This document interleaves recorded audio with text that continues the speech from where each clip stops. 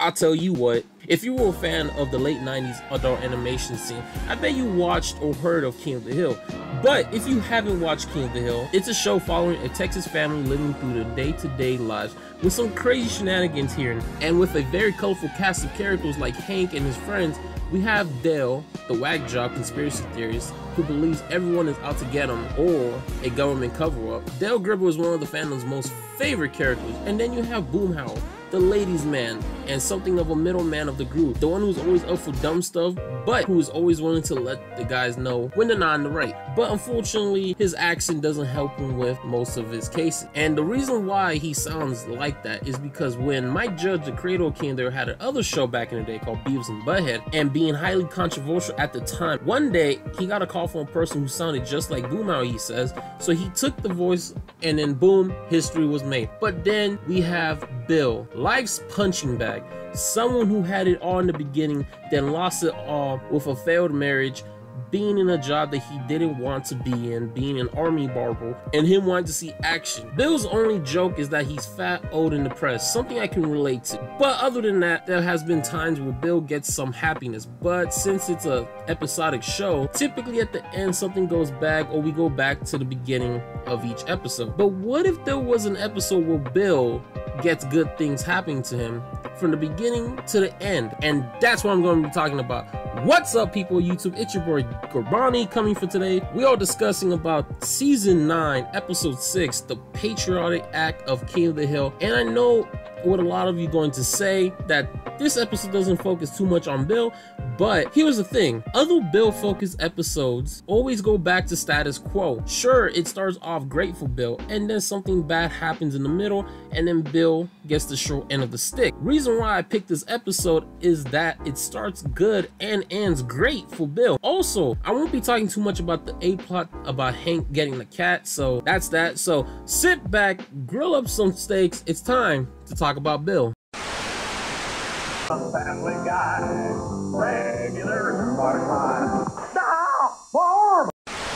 So the episode starts off with Hank talking to Dale and Boomhauer about an upcoming vacation. That's where Bill walks up to them with a dog named Buster and explains how he's dog sitting for a GI during the tour of the world. Hank, being the patriot he is, asks if anyone could join this program, and Bill says yeah. While Hank convinces Peggy about it, we cut back into the alley where Buster is shown to be the ultimate man's best friend, even getting a drink for Bill without Bill even asking him to get one. How does one even train a dog like that? Like, honestly. While Hank is waiting for his cat, Bill was gifted a gift basket from the GI, and we find out that he's a blue angel. So pretty much after Hank gets the cat, we get to see scenes where Bill and Buster bonding, showing how Buster was making Bill's life a little better. It's supposed to be the opposite viewpoint of Hank and Duke, but honestly, it just shows that Bill always needed a nudge in the right direction when it comes to life. Buster so far is that nudge, having Bill exercise and not feeling depressed. But this isn't the first time that Bill tried to get a dog, but it's just the right dog. A little bit later in the episode, a random lady walks up to Bill and the others, asking Bill if Buster left one of his toys in her yard, and then giving him her number in case Buster leaves any more of his toys.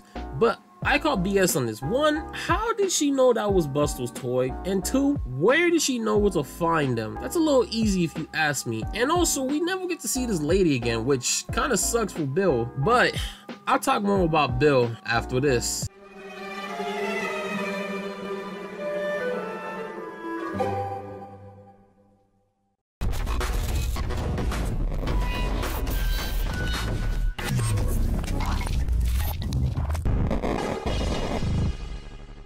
Okay, to make some time, let's talk about the A-plot a little bit.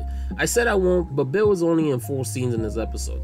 So, at this point, Hank is very annoyed taking care of Duke for being a cat, and on top of that, Duke ruined the Hill's vacation with all his medical bills.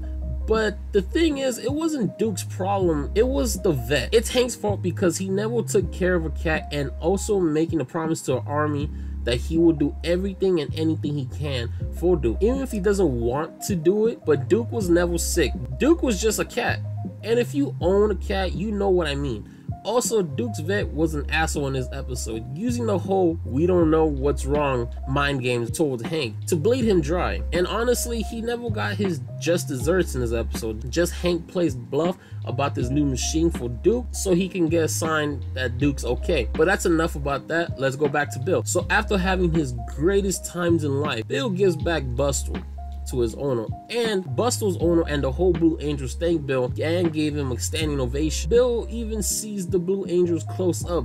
Buster owner asks Bill how he's getting back home and hands him a custom fighter pilot helmet and lets him fly home with Buster on his lap, and that's the episode. I do think this is Bill's best episode, yes, but also no. Yes, because it doesn't follow the regular format of having good things happen in the beginning and then have it all ripped away from Bill towards the end. Not only good things happen to Bill in the beginning, but it does get better and better. Sure, from a writing standpoint, having everything going their way is boring, but when I think about it, when it comes to Bill, we can throw him a bone. I get why they didn't make him the focus of the episode, but having him in only a few scenes was not the best either. I would have liked to see Bill and Buster's day to day, having the best luck for Bill, but the episode was heavily focused on Hank and Duke. But what do you guys think? Is this Bill's best episode, and do you like King of the Hill? Let me know in the comments below, and would you like me to talk about another episode of King of the Hill? Let me know by leaving a like, and don't forget to subscribe for more content. Until the next one, peace. Now a Super Bowl moment with Hank Hill. Can I cut in? I'm a big football fan. Want to get back to the game? And what makes you think I don't? Well, look what you're buying, man. Wheat grass, humus. What the hell is that? It's a lemony garbanzo dip. You have never seen a football in your life.